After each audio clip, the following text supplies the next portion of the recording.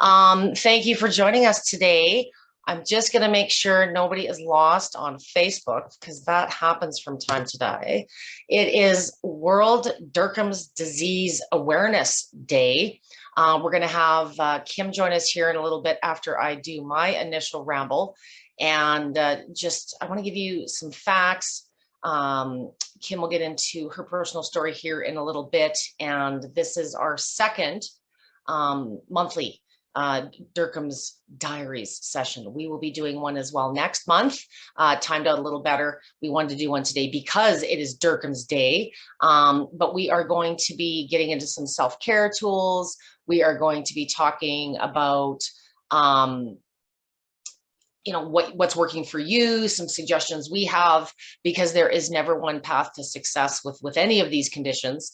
And I also recognize that many of you are dealing with, it's never one thing, right? If it was just Dercum's disease, wouldn't life be great? So I'm going to get into a little bit of a scripted response because I wanted to make sure that I said everything properly. And we got into a bit of a debate. I don't know who of you out there are part of the Dercum's disease answers group, but I totally put my foot in my mouth there this week, and I was trying to be proactive and make some stuff up for my girl Kim to promote this, and memes and videos and anything that people don't have to be tasked with reading nowadays seems to be more appealing. So I posted a definition, and it sparked a bit of debate, and I apologize if I upset anyone with it, but there was a term in there that's often associated with this community, and I'll get into that here in a little bit. But long story short, it brought to light a discussion between, if I were to define it, I would do it this way. And if I were to define it, I would do it this way. For me, with this discussion that happened as far as what is the accurate definition for Dercum's in the group, I first of all really appreciate everyone's feedback. It really, to me, demonstrated just how differently you're all affected by it. Your symptoms, there's a broad spectrum of symptoms. Many of you are dealing with associated conditions. Many of you have been misdiagnosed for the first 30 years of your life and gotten treatments maybe you should or should not have. So unfortunately, there is a lot of onus on our medical community to step up to the plate. And unfortunately, me in the research world, certainly up here in Canada and some of my initiatives in the States, I'd love to define it and say this is what it is, but I am held to account of, well, what is that citation? Where is the scientific reference, Debbie? Because I'm not a doctor. I'm a homeschool mom that just happens to know a lot about vibration technologies. And I learned early on in my first study here in Canada, which was a bone density study, that that's your credibility. And even though, in my opinion, I apologize if there's any government health officials here, but the reality is a lot of the definitions that are out there on various sites, doesn't matter if it's NORD or FDRS, or there's a lot of good definitions out there, but they are different. So I'm going to switch gears very quickly, and I'm going to say thanks first to Aunt Betsy. Aunt Betsy stepped up to the task. We kind of were going back and forth as to what the accurate definition would be. And as I said, PubMed, there was a whole bunch of different sources, and they all say a little bit of a different thing, but they don't represent this community as an entirety. Today, the larger part of my group is fat disorders, which encompasses a lot of things. Today is one condition under that umbrella, which is known as Dercum's disease. So I'm going to say thanks to Aunt Betsy. You know who you are, and I don't know if you're here today, for offering your short definition, as I know this is no small task. She tried to keep people's concerns in mind, as well as scientific accuracy. I'm going to read her definition now. Sorry to put you on the spot, Aunt Betsy. Her definition describes the identifying factor in Dercum's disease, which of course is painful lymphomas. That's probably the one common thing between many of these diagnoses, while making it clear that Dercum's disease is a serious condition and that the lymphomas are not the only symptom. So here's her definition. Dercum's disease is a rare and debilitating disorder that is characterized by multiple painful tissue growths, lymphomas. I always say it wrong, I know, with additional symptoms such as fatigue, muscle weakness, tachycardia, joint pain, and more. And she also said, happy Dercum's Day. So thank you, Betsy. I kind of, when I posted it and everybody was more than willing to share their opinion of what it should be, no offense, guys, but not very many of you came back and said, well, let's do it this way. So for those of you, including Aunt Betsy, because some of you did contribute, it's hard to come to a consensus because it means something different to each of you that are dealing with it. And for those of you that are undiagnosed, which is, I think, the bigger gap in the system out there, you don't know till you know. So a lot of times, and I know when I started my page a couple of years ago, just having the word fat in the term has offended many of you time and time again. But when you're a person out there in the community, and I'm looking at myself, when I had to lose all this weight that I used to have before I could get my knee worked on, I didn't know even what my knee replacement was called at that time. And when you're dealing with certain conditions, the internet will give you the best information in which you provide it to give the feedback. So a lot of times when you don't even understand what the terms are or some of the conditions and symptoms that you're dealing with, it's hard to find the community or the information. So my biggest goal is always to be found, because there are more people, I feel, just based on the numbers in my group. We're about 6,200, and I think I'm going to guess probably 4,000 to 5,000 of you are not formally diagnosed in your condition, whether it's Dercum's disease or lipedema. So after we got talking about this, my favorite definition that I came across, I'm going to share this with you now, and I'll also put a link to the definition. I put it in the event, but I'll put it in the recording later for those of you that are watching the recorded session. But the best, most encompassing source that I found was via the National Health Institute, or the National Institute of Health in the US. Many of these conditions are not recognized in Canada. I want to give Dr. Hertz and many of her colleagues in the community a bit of a pat on the back for identifying. You'll notice when you go through some of these references, they give direct credit to her and the organizations, because they're kind of the ones that have, somebody's always the first guy in identifying these things. So the best information I found when I was looking online was found under the adiposis dolorosa. So that's the better term to be searching for, in my opinion. Yet, as of this morning, I found Wikipedia saying that that's an old term and it's changed to Dercum's disease. So round and round and round we go with labels. I talk symptoms, and we'll get into that in later sessions, but they defined it as, where did I start? Is a rare condition characterized by the growth of multiple painful lipomas, benign fatty tumors. The lipomas may occur anywhere on the body and can cause severe pain. Other symptoms may include weakness, fatigue, and memory disturbances. It usually occurs in adults, and women are more commonly affected than men. It is chronic and tends to be progressive, which I think many of you have experienced. The exact cause is unknown. And what I found very interesting is it also said that most cases are sporadic, meaning not inherited. But a few familial cases, of course, with autosomal dominant inheritance have been reported. The pain associated with this is difficult to treat. We know that to be a fact. And it says that surgical removal or liposuction may help, but lipomas may reoccur. And I know many of you have gone under the knife and gone through all this crap to get these things out of your body, and they surface, sometimes in the same place, sometimes in different places. So many of you know that from experience, but it's that catch-22. Do you suffer with this thing, or do you get some relief and hope for the best? It's not a fun position to be in, and I definitely empathize with you guys. Science needs to be credible to be heard. So within this one where it talks about the lymphomas reoccurring, there's actually 5 scientific links. And when you guys are looking online at documentation, when you see like little numbers 1 or 2, and then there's all that crap at the bottom that makes no sense, those are your scientific references. And sometimes if you're not of scientific background, or you haven't spent a lot of time reading these things, it can be really scary. So if you're being diagnosed with Dercum's, or you suspect after Kim tells her story today, hey, that there's some things you can associate with, and you're looking into this further, please don't jump right into the science and expect to understand this. I have a background of science in vibration devices, and I understood the science long before I had to get into this community. So I can vet a scientific document quickly, simply because I've been doing it a lot longer. But you guys have a terminology, and there's a whole lipedema lingo, as I call it. That's going to be a new session I'm starting as well. But there's terminology that once you get into these communities, then you can find more information. One more point that I did want to comment, there's been a couple different sites that refer to age differences. Some said 30 to 50, some said 30 to 60. This site refers to the ages of 45 to 60 when the condition most commonly gets diagnosed. And I have to go back to the obesity thing, because I'm not saying that you guys are obese, but there is 20 more times more common in a female population that are menopausal, obese, or overweight that will develop this condition. So I think a lot of times what happens, especially when we're undiagnosed, is we develop some of the symptoms, and excess weight is one of those things. Sometimes it's swelling, but when you're going to a doctor that doesn't understand the differences in, you know, there's obesity fat, but then there is something unique about these conditions that the average doctor just isn't recognizing. And then you get those words thrown back in your face. So I apologize when I do use them. It's more, I've got to be found, and you guys have got to be found before people can find the community to get the better information, to do the better sourcing. So the re-education, I hate to say, to a degree, I feel kind of falls on us.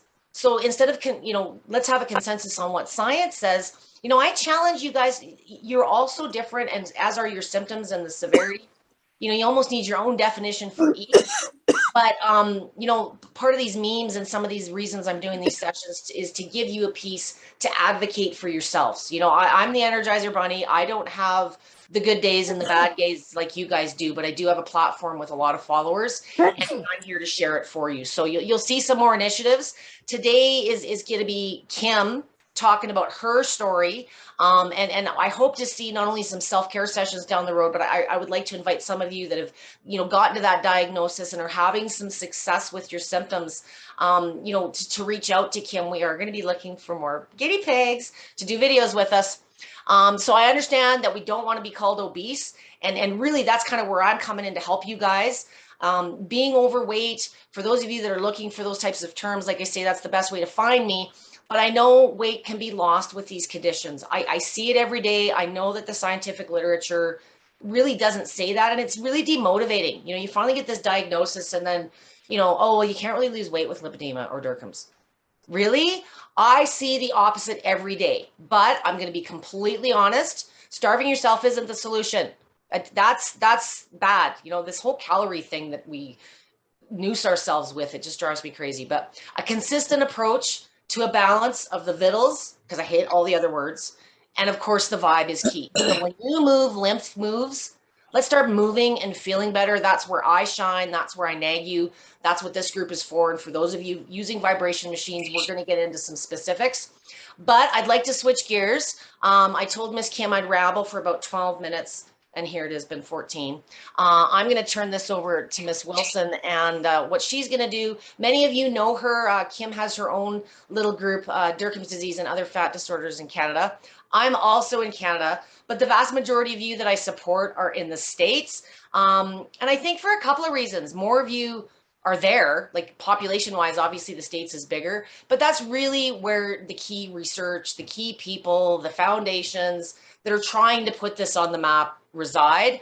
I just happen to fall into that group in my travels as the crazy vibration machine lady. So FDRS, as an example, recommends vibration machines for conditions. Vibration machines aren't a weird separate shock treatment or something. They're just something that makes what you're supposed to be doing easier and less impact. And it can be exercise, but I hate that word too. 90% of the people on this page are using it for self-care. So moving lymph, getting rid of those aches and pains, getting Debbie out of your brain after a long session where she's left your head spinning. For those of you that choose to exercise and progress, there's others. Just because you have Dercum's disease doesn't mean that you're not concerned about your bone density, or maybe you're constipated from time to time, or maybe you have varicose veins. So we're all still people dealing with life, and the sport of life presents its own set of challenges, let alone these hurdles that you guys have to deal with it. So we'll get back to the vibe and what to do stuff, which is more my style, after we hear from Kim, and how this is going to unfold. Like I said, going next month, we're going to get into some more of the self-treatment tools and the self-care. Kim has been very kind enough to be one of my guinea pigs as I go through this journey. I do not have Dercum's disease. I do not have lipedema. I can certainly empathize, but it's not the same as someone that's gone through this journey, wins, losses. You know, I think she's got a bucket full of both of those. And I'm very proud to call her one of my friends. Kim, I'm going to turn this over to you. If I haven't made you nervous enough, my job from this point on is to keep her emotionally in check. And Kim is gonna, she's told, it's hard to tell this story, especially, nobody likes to talk about themselves, but it's an emotional journey. And, you know, so if I bark at her, please, it's just because she's told me to keep me on track and so forth. And we've got to keep some for other sessions too. So Kim has an amazing story to share. And I'm hoping some of you will resonate it, not in just the bad ways, but in some of her successes. And I admire the fact that she's always taken one step forward at this point in her life. So there you go, Miss Wilson. Top that. Thank you very much. What a nice introduction. Hi, everybody. It wasn't 10 minutes. Big surprise. Yeah. Hi, everyone. Most of you know me, but some won't. It took me over 5 years for a diagnosis in Canada, where we don't really have any doctors other than one that I know of that is actually schooled in it. And he's in Ontario, not taking any patients. So that's kind of where my journey, you know, kind of took a foot to the real fight. But I wrote this article for Pathways magazine. It was rejected due to the fact that they didn't have the expertise and the knowledge about Dercum's disease. So she edited it and made it flow a little bit better for me, because I actually wrote my own article for the magazine. So I'm going to read that article. Just keep in mind that it's actually a little bit older now. It was prepared, you know, about a year and a half ago. So bear with me while I get through this. I'm just going to read the article so that I can stay on point and just pretty much tell a little bit of my journey. You know, there's some details left out and some put in there, but here we go.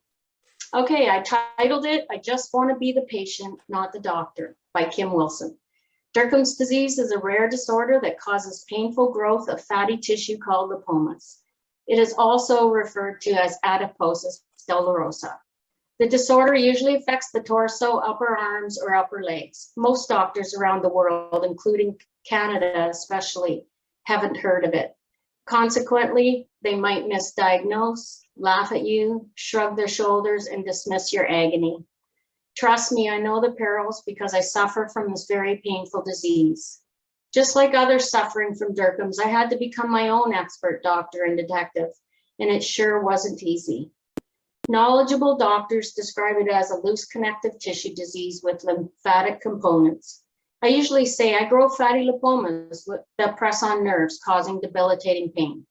The disease is just extremely complex, involving many body systems. Some common comorbidities include hypermobile Ehlers-Danlos syndrome, mast cell activation syndrome, and fibromyalgia. I have them all. The bottom line is my fat hurts. Some doctors tell you lipomas don't hurt, but mine do. If removed, they often regrow, but in multiples if the tail isn't removed. I kind of refer to it like the root. If you don't get that root out, she's coming up next spring with about 5. So my journey's been long. I've been suffering in pain since the age of 4, and it all began with painful legs. My dad would rub my legs for hours so I could sleep. The more activities I did, the more I hurt. Very similar to the spoon theory for fibromyalgia. After giving birth to my first child, I developed lipomas on both sacroiliac joints. They were painful when bumped or pressed on, so some were removed. I was told that I had gained too much weight during pregnancy.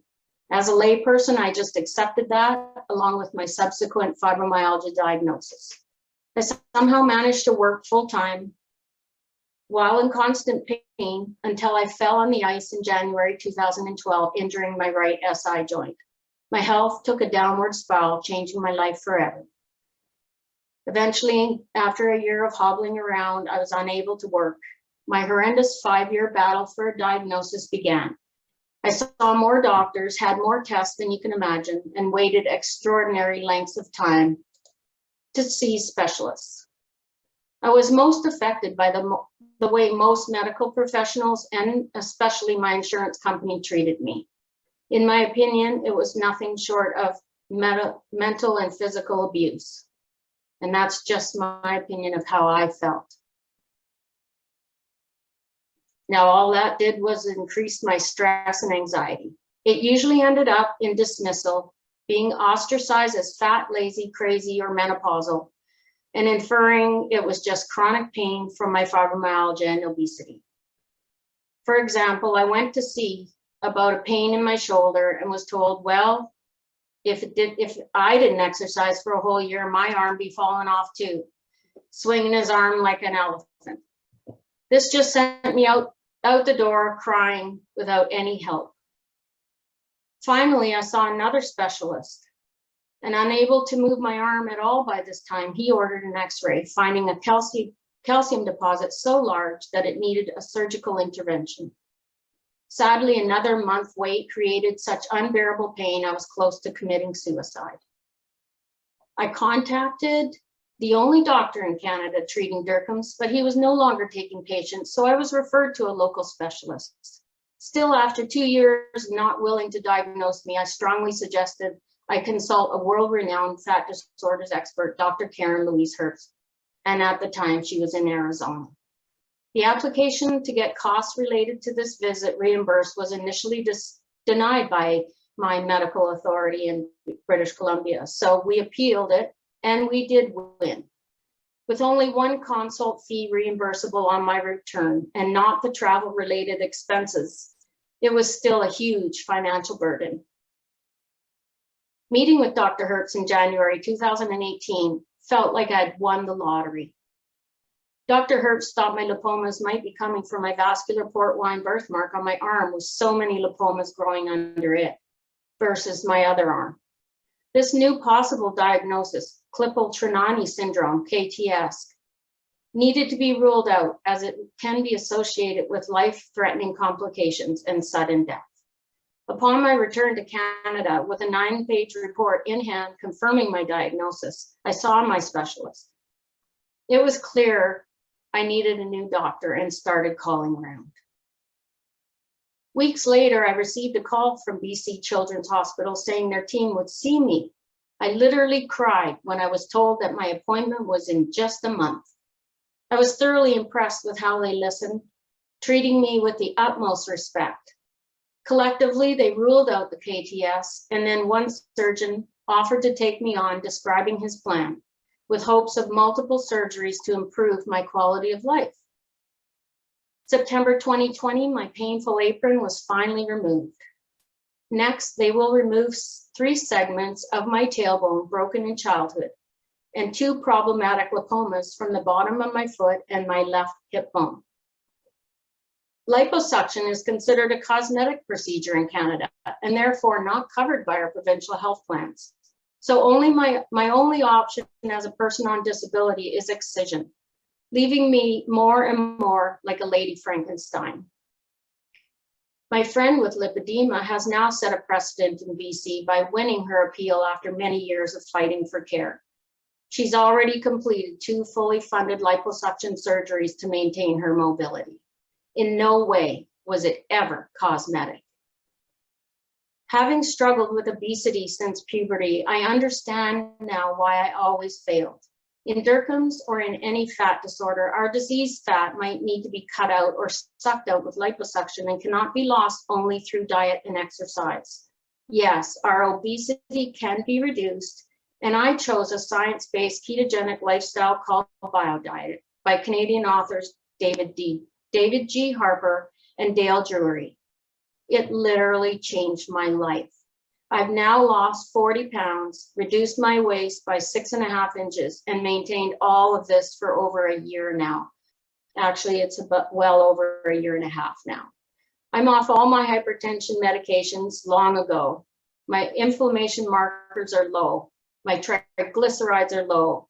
And just the inflammation going down equals less pain. Not a cure, there is none, but it helps with getting more movement and healthier lymphatics. Promising Dr. Hertz that I would be her best advocate in Canada, I founded a Facebook group that I no longer have up because I feel that the doctors won't go to closed Facebook groups. So That's just a little bit off to how the article was written, but I now am on 3 public platforms where I believe doctors may come across me and find me. And as Debbie's talked about, it's about being found, right? Okay, so Debbie will list all of those things in the YouTube video, and I'll leave that up to her. She's the tech person for me, along with a lovely other lady that helped me with delegated tech to me. things. So after reaching out to all levels of government in BC and Canada, it was discouraging to discover each province is regulated individually. However, I will get that meeting with our provincial minister one day. The health minister is the one that has the power to change things for us. So I hope he's listening, and I hope that all health ministers in Canada will hear us. Why are most doctors not willing to listen and learn? We are an extremely marginalized population in severe pain, and many of us are holding on by a thread. Don't we too deserve funded care in our own country? Where is our Canadian Dr. Hertz? We need a team of Canadian doctors to champion this for us. Fat disorders are medical diseases, but somehow not worthy of research or care. Why is that? Dr. Hertz has helped develop a promising new drug with Raziel Therapeutics Limited to inject and reduce the size of lipomas. Phase 3 clinical trials are starting in 2022 and must be passed by the FDA in the USA. Canadians may never get access though, due to Canada's orphan drug policies. Dr. Hertz contacted me, and if we are able to provide 20 participants, we may be offered a clinical test site just for us in Canada.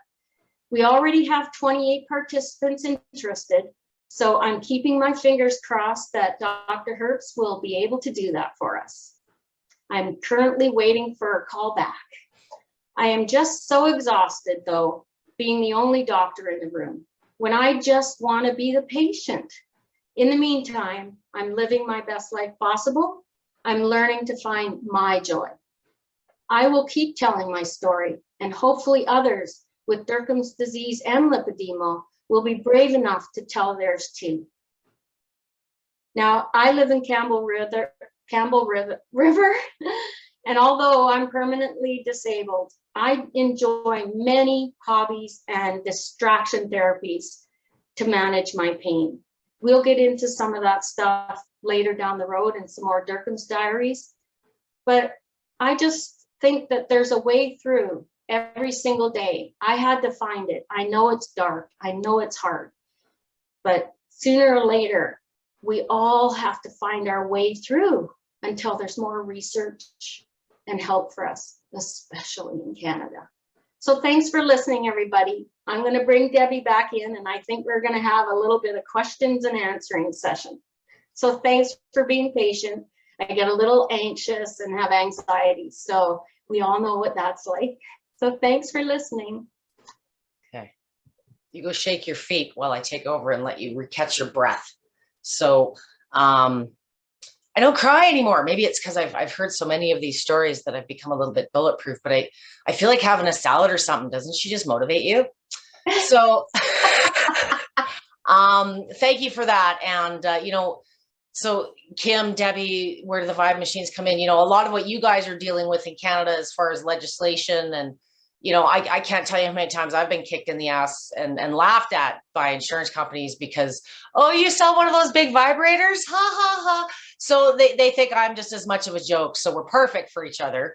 And, the reality is even in the US, I deal with some pretty big medical heavyweights, including Dr. Herbst. And, the downside of someone with her stature, Dr. Catherine Seo, there's a number of very qualified resources out there, but they're only one person and they can't be everybody's doctor. So, I know Dr. Herb, I believe, was taking virtual consults. And if anybody was looking at taking the path that Kim has, what I'm going to say quite personally, I don't know sometimes the money that some of you spend to get on the plane and get the diagnosis help, you know, in Kim's case, that was a perfect example of where it worked for her and it shouldn't have been at her expense. And, you know, money aside, it's stressful. And that's what creates these damn lumps on your bodies. And you know, so it's kind of this vicious cycle. But I know many people that have walked into the correct paths, even in the USA, with the documentation, and they're not received in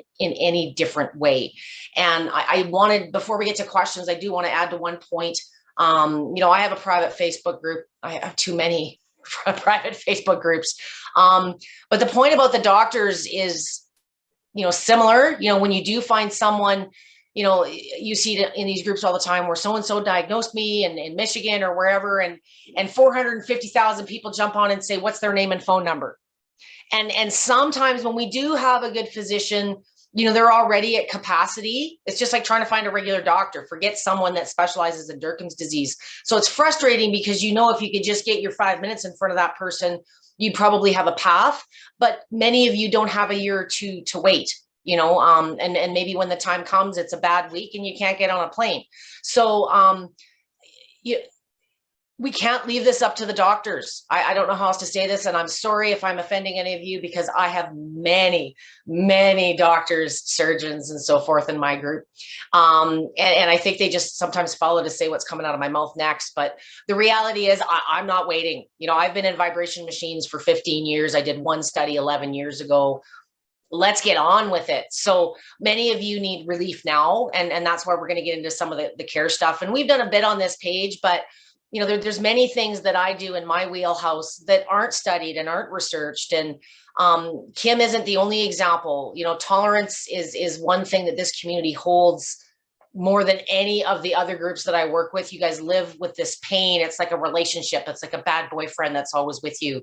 And it's not a good thing, but because of that, your threshold for pain and tolerance for some of the things Debbie would like you to experiment with is there. And whether, you know, it's using massage guns to break up lymphomas, vibration machines for a variety of different things, you know, a lot of the things that we discuss on this page are not medical $70,000-$80,000 devices. But they're probably cheaper than the deductible or the paperwork it would have cost you to go through your insurance company. So some of the stuff we're talking about, I'm not going to have scientific links to. What I prefer to educate through this page is through your personal experiences. And Kim's a shining example of that. I've got Myra sitting there. I don't know how many things that you own that have come out of my mouth. And like your meds or anything else, your food, sometimes you've got to experiment with what works for you and what doesn't work for you. And what I hope these series build into for Kim's going to be the primary mouthpiece on this series. And I am going to launch another series called Lipedema Lingo. I hope it's not used, but it came to me about 3 a.m. last night. You know, even within this community, sometimes you guys are all lumped in with each other, and there's a lot of similarities. But if I'm going to help you advocate, and I'm going to use my following and my mouth to help you advocate, you know, I think we're we make as good an impact as the information we provide. You know, so a video is worth 1,000 words. You know, maybe there's something here today that you're going to cut 2 to 3 minutes out of and share with your doctor or share on your own Facebook page. A lot of the stuff that I'm doing maybe isn't the perfect answer or the perfect definition, but not everybody has, you know, a Zoom account and Canva and all. So I just want you guys to know if there's something you want to talk about, you want people to be aware of. It's not always easy being the person talking about it. And I think when we get into that doctor's office, there's this whole mentality of they're God and we're not. And, you know, we always think of what we should have said after we leave, you know, oh, I wish I would have, or oh, I should have said that. But, you know, sometimes if we're armed with that and fired up and quite honestly, a little pissed off, don't go in there looking for them to lift you up. You sit them down and you explain to them what you're dealing with. And if they're not receptive, unfortunately, many of you know that go for a second opinion. If you got a bad haircut, you wouldn't keep going back, but we go on our knees begging for, I don't know if it's acceptance or what it is. And the sooner I stopped, you know, asking for permission versus begging for forgiveness, the more people I started helping. So that's why I'm mouthy, and that's why we're starting these series. So that being said, I know we had a ton of people in the last month, as I said in our last series, that have come to the page with Dercum's disease. I think the stats in the US is there are less than 200,000 people but they don't actually have a number, so a rare disease in the US, according to NORD. And if Aunt Betsy sees this later, I did put the link to NORD, not the one we didn't like. But it does talk about, a rare disease is basically classified as someone less than 200,000. It could be 10,000, it could be 5,000. I think there's more. Personally, I don't think it's as rare as it's been classified. I don't think lipedema is not, we know 1 in 10 women deal with this. I was just at the post office here in Gettysburg, my little town, the other day. And that's for lipedema, remember, 1 in 10. 1 in 10, yes, thank you. But many of them have both. Many of you have lipedema and Dercums or fibromyalgia, or but it's there's physical characteristics, and once you start understanding the associations, like I can't help myself from walking up to people, especially if I know them, and say, okay, please don't take this the wrong way, but have you ever heard of, and that's how it started for me. I was fortunate. I got thrown in. I kind of knew Dr. Hertz through the vibration machines, but I didn't really know her until I went to FDRS. And, I show up in my stupid tank top. I didn't know it was what it was. And man, did I learn a lot just connecting with many of you. And I was lucky enough to go 2 years in a row until the world ended, if you will. So I look forward. This year's conference is going again in a couple of weeks. I'm hoping many of you can attend, but unfortunately I will not be, I wasn't so much a trade show booth at this thing, but I turned into how many of you got through the conference. Everybody kept running out on break and standing on the machines and getting rid of all this lymph that accumulated you. I never remember her name, but there was a gal, the first week I did FDRS, I did just under 20 pounds in pee in 2 days, just shaking her up on the machine. So, when these terms, obesity and some of the things that I've brought up, a lot of it is swelling. Kim said it perfectly. There's different types of fat, and some of it can be addressed, and some of it just needs to be understood. That's really the big difference out there, is they just don't understand what they're looking at. And if you are considering lipedema or Dercum's surgery, and you're lucky enough to find a surgeon that's willing to do it, please make sure they're qualified and understand your condition. There's been a couple of recent stories in the community where it's great. Yeah. You've got a good insurance agent or rep, or maybe you've just got a good plan, but there's a lot of people that offer liposuction surgery, but they may or may not be qualified with what they're dealing with. And you can do sometimes more harm than good. So I don't want to see you suffering unnecessarily, but if you are considering surgeries, there's a couple of really good groups out there. I'm going to plug Nita. There, just as a good, she's going to kill me. I forget the name. Liposuction surgeries, uncensored. I'm going to drop the link, but there's a couple of pages out there.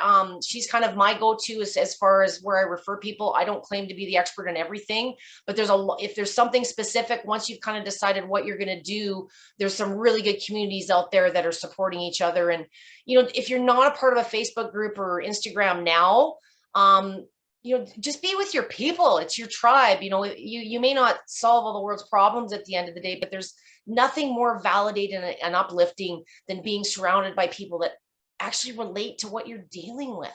So, I do as best I can, but, people like Kim and Mary, some of the Q&As that I've done at the end of my sessions. So what I'd like to do now is invite, we've got quite a few folks here. I've still got Cynthia, I've got Donna, I've still got iPhone, I've still got Alice, Sydney, hello. I've got Mira, AKA Blaze. That's another story for another day. And I still have Linda here. So nobody's fallen asleep yet. Does anyone here out of curiosity have Dercum's disease or think that you might? No, you just came to listen to me yap some more. I know there's probably half of Australia joining us later on. It's 4 a.m. there, and the Warriors shared this morning. So I'm sure we'll have some questions. What I would invite is, if anyone's watching this on the recording afterwards and you're new to my page, this will, again, I'm going to say, be a monthly thing, but if you have something specific that you want Kim to address or myself, please put it in the comments. If it's something you're a little bit shy about, or there's someone in the group that you don't want seeing, or my group is getting big enough now that sometimes there's people within the group that maybe don't play the best in the sandbox, or you're just shy about, because maybe the doctor that did it to you is in the group. Like, you just never know nowadays. I'm sorry. So never hesitate to reach out to me personally.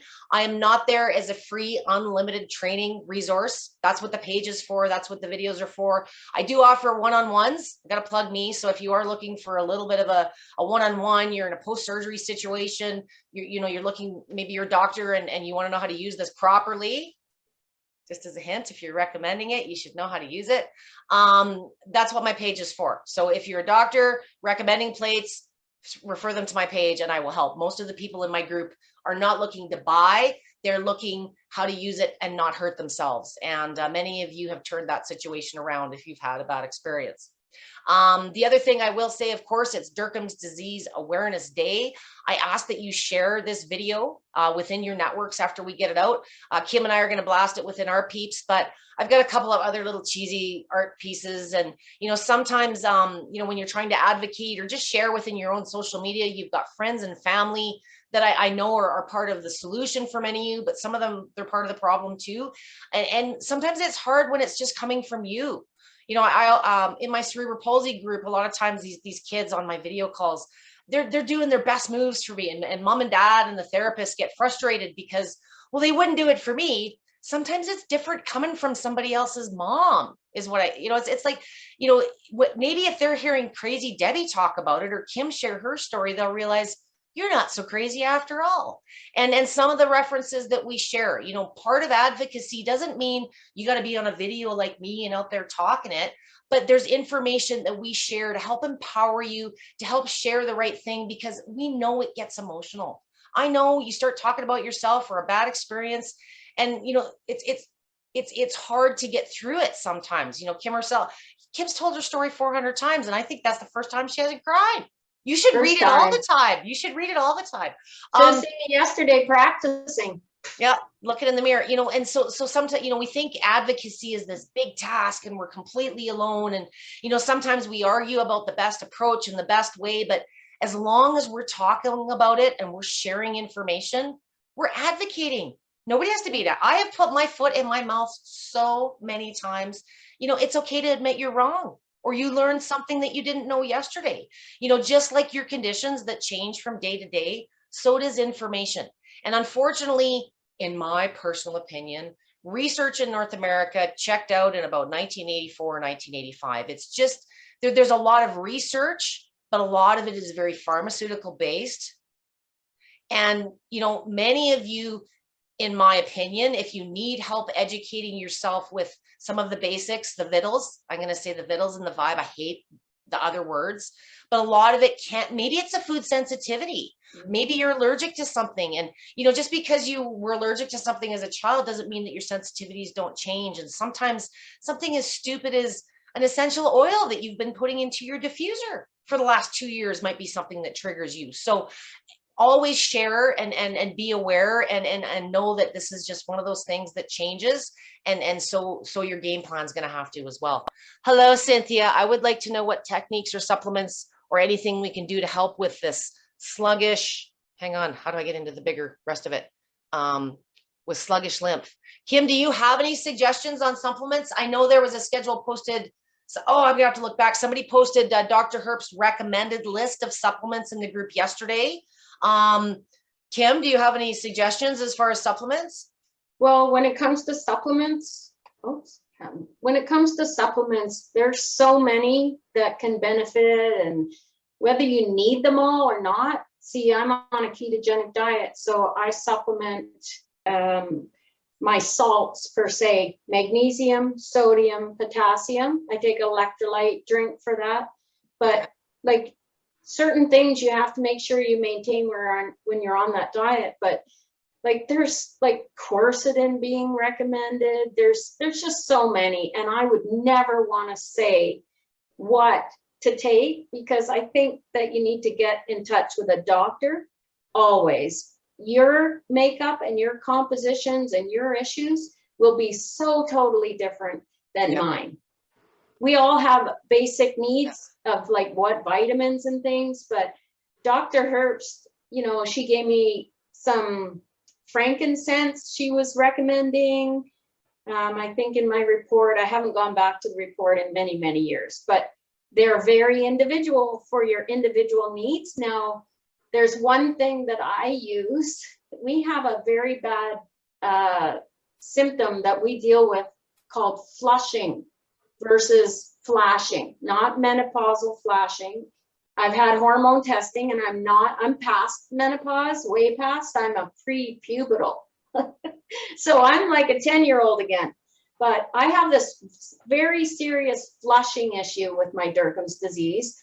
I think it's related to my comorbidity of mast cell activation syndrome, truthfully. But I have temperature issues and things like that. But I've discovered just for myself that if I take pure C8 MCT oil, my flushing abates mostly while I'm on it. Now, when it runs out, I take it in the morning because it gives me energy. See, we lack energy as people. And MCT oil in its pure form, C8, it gives me energy. It reduces my flushing, which is amazing. So I call it my, it's my magic elixir. And I have that every single day. So that's my supplement that I discovered myself without even realizing. It's like, oh my goodness, I haven't been flushing all day. So it's crazy how you can come across these little things that could improve your situation, make it worse. Like you say, we're going to go into a lot of that stuff down the road into individual sessions. But supplements, talk to your doctor, talk to Dr. Hertz, look up her information with supplements recommended. That's all I can say on that. Look in the group too, and I forgive whoever was kind enough to post and share that file. And feel free to do that. I don't vet files. I'm kind of leaving that up to you guys because I am not Dr. Hertz. But if I know this, something obviously of a source of hers that's more than relevant, that was uploaded to the group yesterday. I, of course, have my own 2 cents about what helps with a sluggish lymph. When you move, lymph moves, and that's kind of now vibration therapy. There's your solution to that. Well, and that's my bias, but a lot of it isn't a big workout or exercise, and we will get into that in later sessions. But when I see sluggish lymph, sometimes if mobility and pain is very, very prominent, moving is usually lacking. So your compression, you need compression. And even swimming in a pool will help you with your sluggish lymph. Going for a walk, it's more movement, I would have to say, because things are way better in my entire system by vibration therapy and moving, just walking. So I've got to get you to the walking first. That's where many of you struggle. You've digressed to the point where going to the fridge and making a sandwich is what used to be your triathlon. So, and I can relate, when you have a setback, and it doesn't even need to be the conditions we're dealing with. When I blew my knee out, I had a pity party for 2 years and gained 40 pounds because I was pissed off, and that's it. I'm old at 30. That's my only option is a knee replacement.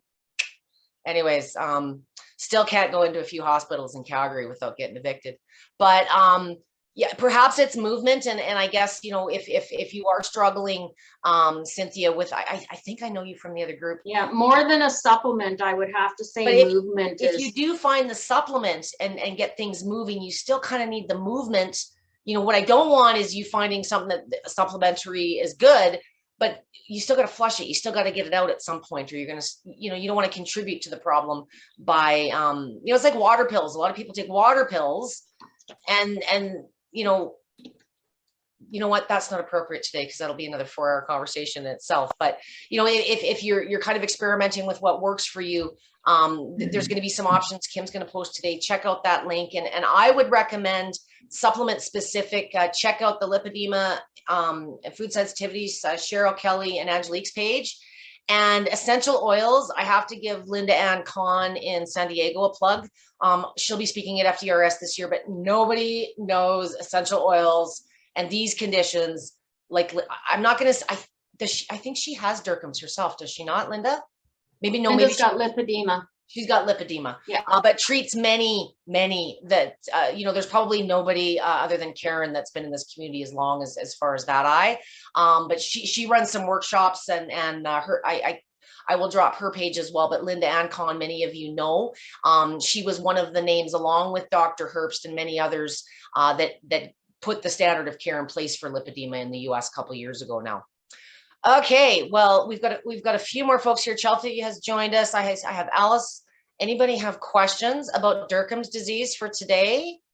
Or do you just want to go start spreading the word? Can I ask a question? You may, Sydney. Hello. Thank you. I'm just down the road from Debbie. I'm trying to talk to her about something, and I just want to ask a question. Do you, with your disease and stuff, do you feel the weather changing before it happens? Yes. Okay. Very much so. I also have fibromyalgia. Okay. Now, another thing that came up was Dr. Hertz and I, when we were together, we wondered, you know, like, have I had this since I was 4 years old, or have I had fibromyalgia?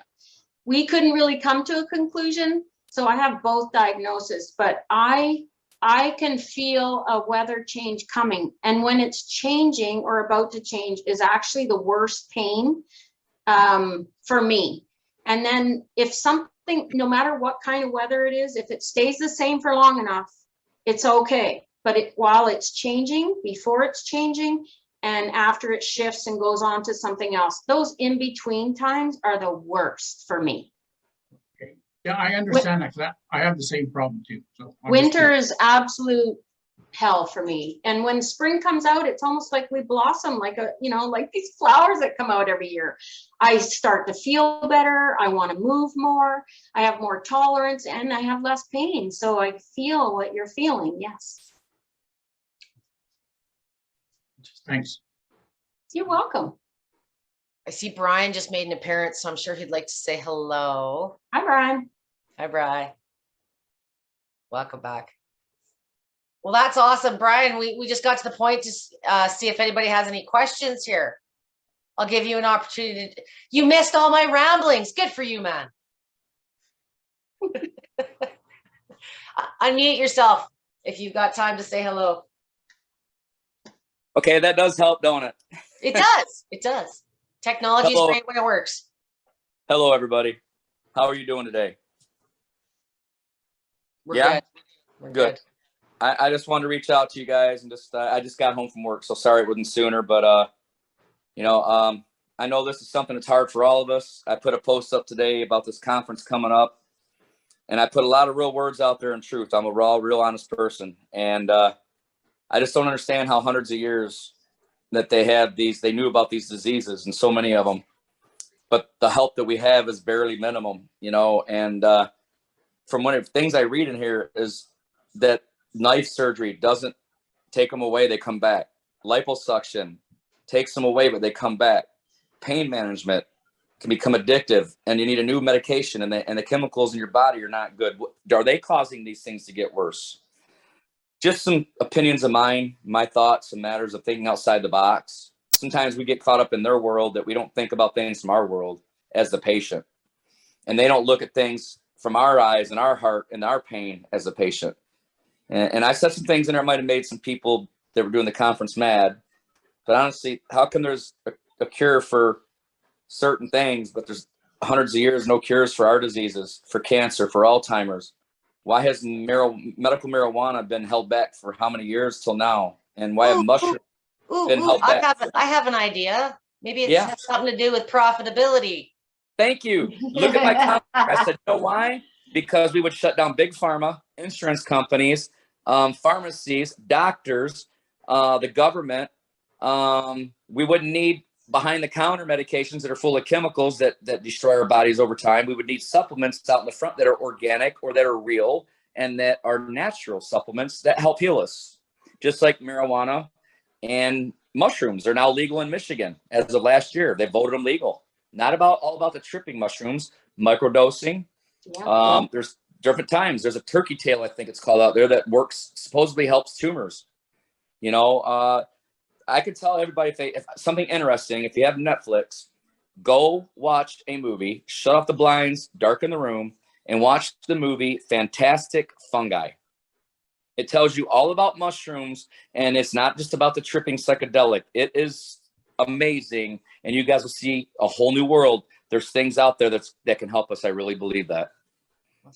Well, both are legal in Canada now. And I am on medical marijuana. It's the only thing I use for pain. Me along too. with a drug called tramadol when I can't manage my pain. Me too. Yeah, there's an opioid there or whatever for strong, when you overdo it, you're in tramadol in bed. That's it. Yep. Now, do you take anything for anxiety like Xanax? Well, no, I don't take any chemicals. I have mast cell activation syndrome, and I can't take almost any chemical medication, so that I've learned that I just do better by doing distraction therapies and things like that we're going to cover down the line. But medical marijuana is the only prescription medication that I'm on, And other than the she tramadol, takes a right? dose of Debbie from time to time too. Yeah, and it The like you reason all are my therapy too. The reason I'm asking, ladies, is I found this out that if you take an anxiety medication, something of that effect, and you take a pain pill like Tramadol, a Vicodin, the two together will shut down your central nervous system and kill you just like that. Wow. Did you know that? You're No. never supposed to take an anxiety medication within 24 hours of taking a pain medication. My So an doctor. Ativan shouldn't be taken with that. Yes. So I would do some research to anybody out there, anybody could share with it. If they're taking an anxiety, check out their crosses, talk to their doctors, because I just found this out 3-4 months ago. And I always do a pain pill if I take one. And within 24 hours, I wait before I take a Xanax, because I have really bad anxiety and panic. So Yeah, me too. it'll shut down Brian, your if you got a link or something when I get the recording up, which will take me a few hours to post, any links or anything where people can self-serve and read into that, or if you want to upload something, I almost think I've heard that before, but it's left my brain for a while. Probably be good. This is this shit that's gold, guys. Thanks Yes. for sharing. You just have to make sure that you're doing your due diligence if you're going to get into microdosing with mushrooms. I've watched a little bit on it myself. You just really have to make sure you have the right practitioner or someone taking care of you while you're doing all that. It's important. You don't want to just be going off getting the mushrooms. Well, the good thing about this movie is it's not just psychedelic mushrooms. You actually order these other mushrooms online that are legal. They're not psychedelic. The turkey tail, the Reiki. There's a couple other ones that are good for the Fountain of Youth. They are legal, and you can order them online, and they are not illegal, like the psychedelics are. And they are helping people. I'm reading reviews, and it's helping people with tumors. And we have, even though they're benign, we do have tumors. There's a lot of research. One of the biggest things I think when you get into pharmaceuticals or even natural things to a degree is dosage. Just like symptoms, dosage is a really, I hate the word, for me, it's in times and minutes and settings, but dosage varies for everyone with what you're dealing with at the time. I have a few friends. I'm also into vibroacoustic therapy, which is healing the body through vibrational music.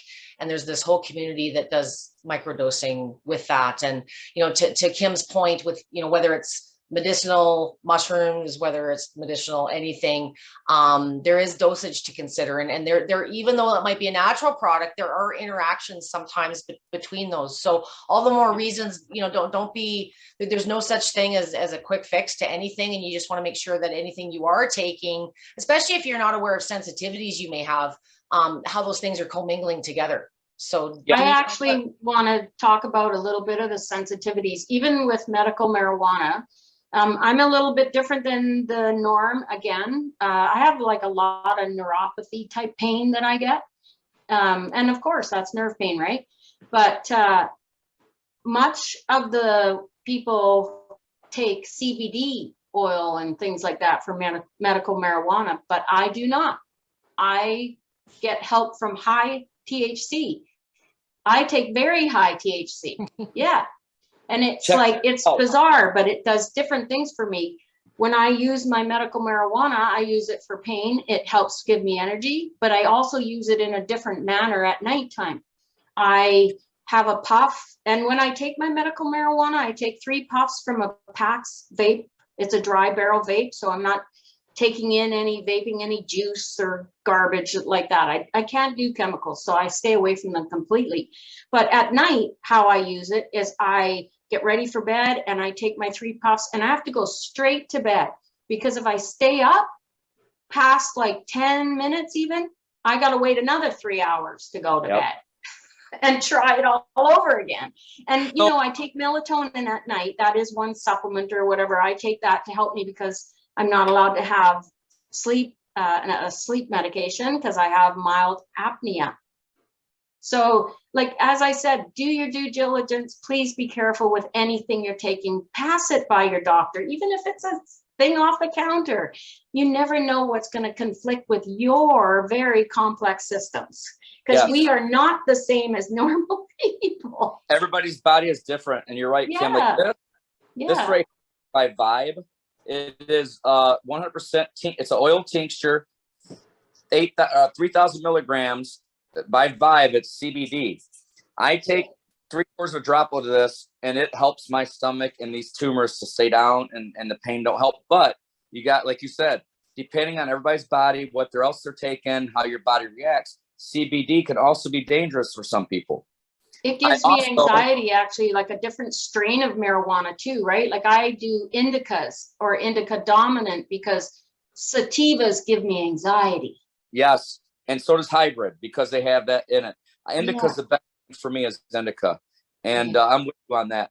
This is something, it's interesting. I got a couple weeks ago. I'm trying everything to see what works, and I've only found 3 things: edibles and gummies that work because they're 2-to-1 CBD. This right here is an RSO, all right, 5-to-1 CBN, which means natural oil. It's not the thick Rick Simpson oil. It's actual light oil that you put into a thing and drop it. So it is 5-to-1 THC to CBN. So it's 200 milligrams THC to 40 milligrams CBD. I take about 4 or 5 drops of this under my tongue and leave it for 30 seconds before I go to bed at night, and I sleep like a baby. Oh, right on. So again, it's trial and error. Do your research, like Kim said. Absolutely, I agree. Talk to your doctor about it because none of us are professionals. Sometimes I'll make a suggestion too. You know, I know the States is a little bit different than Canada, but in my experience with doctors, you know, your pharmacist is a good guy to get to know too. Very commonly, I can't tell how many times in my home care days that I would go into the pharmacist and they'd laugh and say, this hasn't been prescribed for 3 years. And I just come from the doctor's office. So, you know, especially in Canada where some of the CBD and THC and even some of the mushrooms, some of these things are, there's regulations at a higher level. And I'm not going to become tinfoil hat Debbie, but there's a very big piece of legislation that's been in the works in North America called Codex Alimentarius for a very, very long time. I mean, you're going to need a prescription for lavender soap here, you know, so if you're looking into alternatives, you know, a naturopath is another good person, especially if you're looking at some food advice or supplement advice. You know, oxygen is another big thing. Ozone therapy, especially with current times, there's many reasons that they're suggesting ozone therapy. Hyperbaric chambers is another huge big thing that I know a lot of people are having success with. They have been banned in Canada for 2 years now. So because it's helping people. It's good for you and it's natural. So long story short, you know, I hope they just stay the hell out of my vibration machine world. Otherwise I might have to go beat somebody up. But you know, they take that shit away. Well, you know, usually if it's good for you and it's being hidden, it's something you should read about a little bit more. But these are, you know, many of these things are available through your local health food store. And if you are looking at some of the things that Kim and Brian have suggested, like anything else, do your homework, you know, whether it's a natural product, whether it's a pharmaceutical. And, you know, sometimes if you've been on a particular supplement or pharmaceutical product for, you know, melatonin, I got to send you some info. You know, there's times where you almost need to reset. You know, if you've been taking something for a long period and it maybe doesn't seem as effective. I'm finding this with red lights too. You know, you're using it to treat something and then, you know, it just doesn't seem as effective or symptoms are starting to surface again. Sometimes your body just needs a reset, you know, so, you know, don't do a damn thing for a couple, 3-4 days, maybe even up to a week. And then what you often find is because your body's accustomed to the treatment or what you've been giving it as far as a supplement, you may not even need as much to be as effective. I find with the red light in particular, after people have been using about 3-4 months for the chronic stuff, and things start to come back and people say, well, it's not working anymore, Debbie. Take a couple 3-day break and then come back in about half to 3/4 of the time. And guess what? It's just as effective, and you have more time to listen to me ramble because you don't have to be treating yourself. You nailed it. And you're right. Sometimes you got to take a break from them things for 2 or 3 days so your body, like you said, reset, and it'll work better when you get back on it. And I want to show you guys too. You guys ever taken a bath bomb? Yeah. Okay. Well, this same company, Vive, just check them out. Check them out online. They're a great company. I'm not selling nothing for them. I just believe in them. My dispensaries around me are selling out as quick as they can get it in. And my friend runs it. He's, Brian, I can't keep them on the shelf. So this is by Vive. It is a CBD bath bomb. So Never heard of it. Cool. 250 milligrams CBD. And they're lavender. There's different things, uplifting. This is an uplifting rose something. And they are amazing. I'm taking one right here in a little bit. So I suggest bath bombs because our bodies need the oil. They need that lavender. They need that lime. They need that coconut. They need the certain natural things to help them. And they're not going to heal them, but at least they'll give you some stress-free and some pain-free moments, to give you a break from things too, and never think you can't take time to shut down mentally. Take a break mentally from social media, from your phone, from life. Get a puzzle, go for a walk, just something. Even if you can't walk down your hallway, watch a cartoon, but relax your mind, relax your body, get off social media. Sometimes we see too much of all this and you get overwhelmed and you get too deep. You guys have all helped save my life in this group. And I love all of you. I love our community. Like a lady that's running that fat disorder conference in Cleveland in April, she gave me a whole bunch of stuff. She goes, my budget can't do all these things, Brian. And I said, well, don't you guys get government grants? Didn't the government out there to help us? Aren't there doctors that give us grants? Why don't you guys have money after 115 years of not having a cure? But the disease has been there. They don't tell me that after 115 years, you don't have grants and ways to get money to help more people. I call bullshit on that. That's Dr. Hertz conference. That's the FDRS conference that we were just talking about. So yeah, I unfortunately will not be able to attend due to current legislation and airlines in Canada. So I'll leave it at that. But we will, I'm sure we'll have lots of folks representing us and our group there. I mean, I think half of the Vibe group is going in person. And many of these doctors will be doing presentations. So a couple weeks on that one. It would have been cool to go see the Rock and Roll Hall of Fame though in Cleveland. Yeah, that's really, I know the conference is cool, but that would be really cool.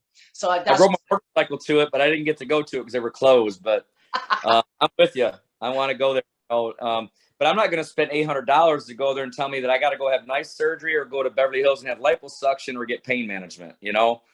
I think we found out more information in our groups. We're our better doctors than what they are because they just don't, like Dr. White in St. Louis. He's very caring. He loves people, but he's too gentle. He's afraid to get involved and he won't cut out certain things if they're wrapped inside, like on your organs or in a fibrosic, tissue that's too tight that you don't want to hurt nothing, Because I realized something I'm going to share with you guys real quick and I'll shut up.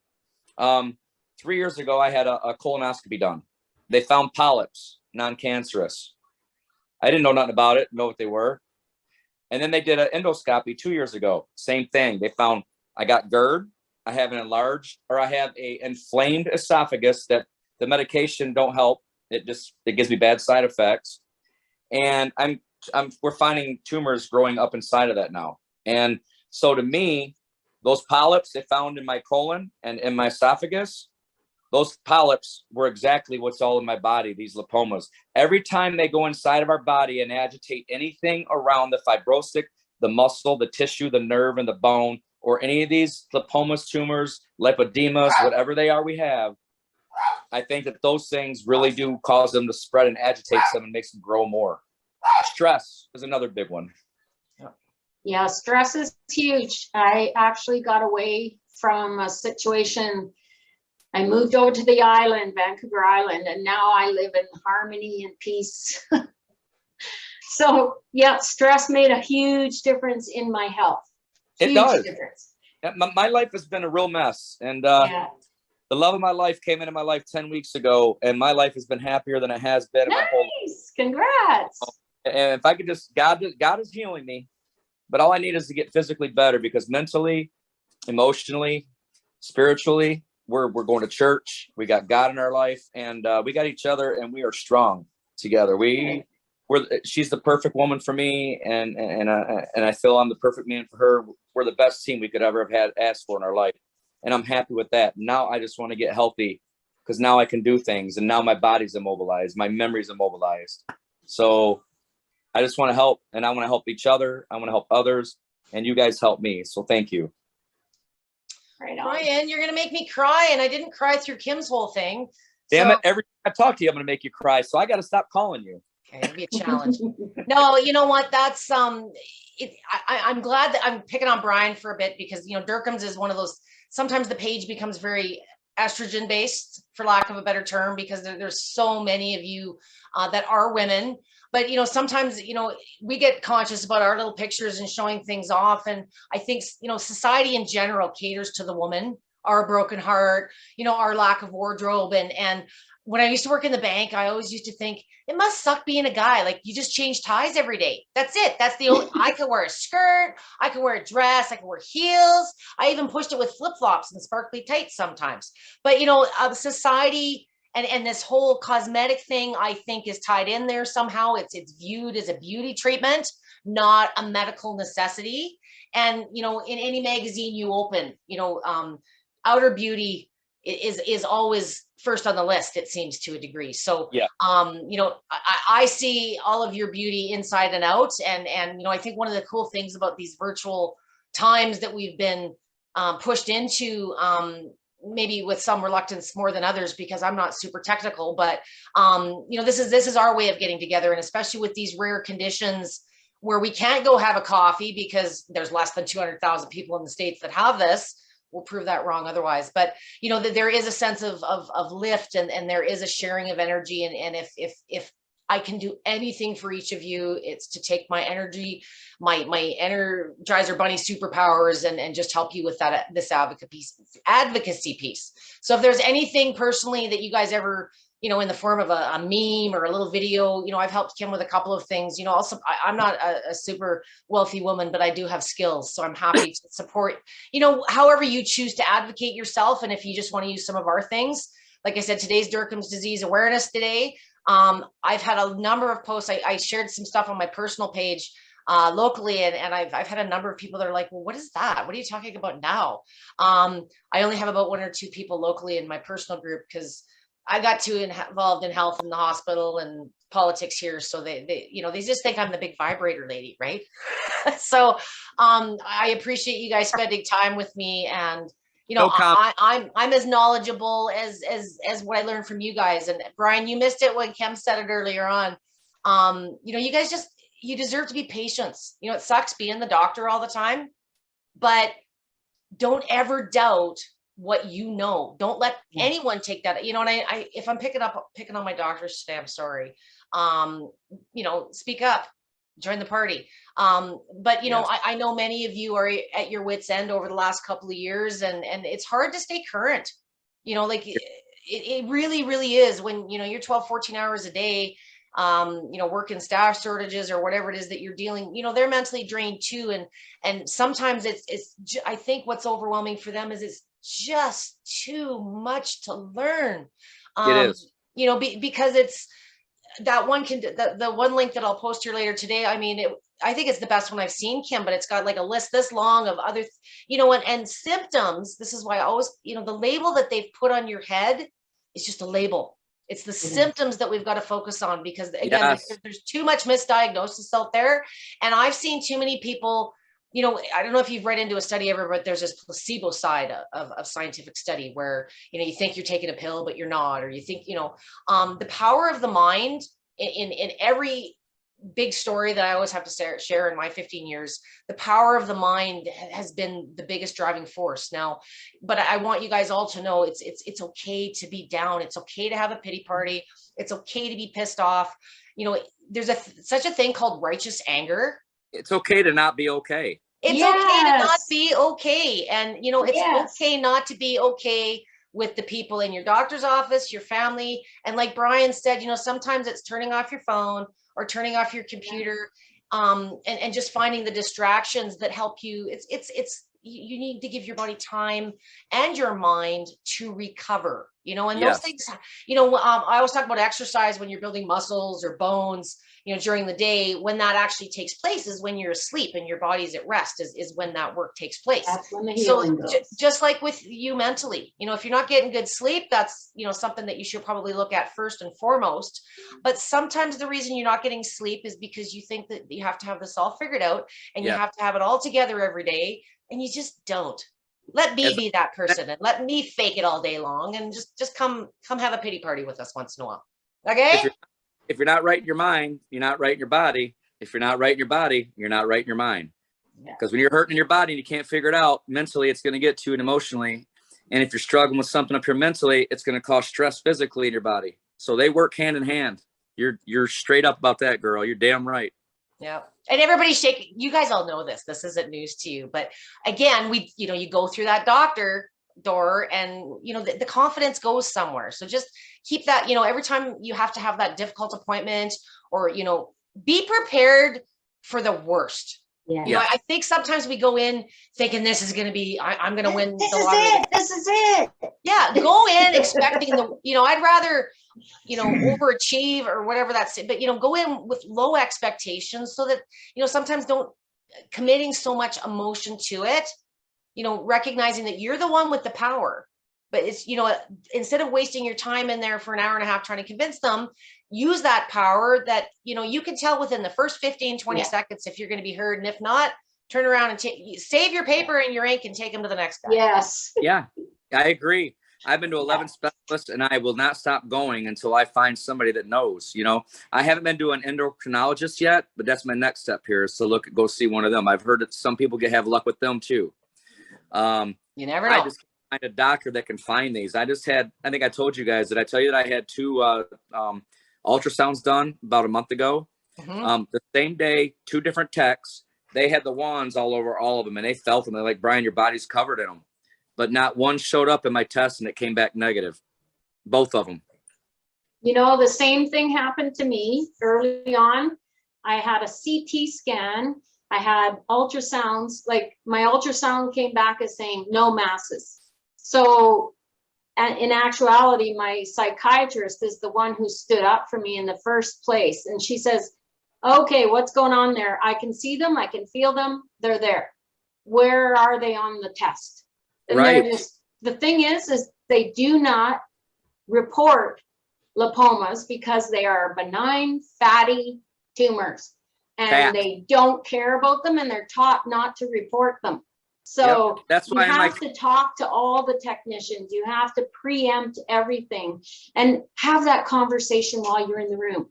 Have it just in case. Like, the radiologist had to kind of get on the phone with her, and she says, okay, well, how about you let your patient come back and we'll redo it. The radiologist, the head of radiology, will do it this time. Well, I went back, and guess what? There's measurements and everything this time. But on a CT scan with contrast, they found the lipoma in my foot, and they found the three-pronged lipoma in my arm. So those 2 are imaged quite clearly in CT scan with contrast. And the ultrasound, actually, I have 2 ultrasounds of the same areas and 2 totally different results after she went after them. So you have to have a doctor who will support you, who believes you. That's the first step. Yes. Right? Find someone who believes you, because if they don't believe it, they're not going to fight for you. Or someone that cares about you and not their paycheck. Yeah. Yeah. Sad happens, right? But you have to take responsibility, and you have to do your own due diligence, or you're going to be kicked to the curb. I guarantee it. And we know, no matter where you live in this world, it's not that well known everywhere. So just because they have more of, like, people who are dealing with it in the States or the UK, you know, to this day, even though I fought for my care, I got my care eventually without any help from many doctors here.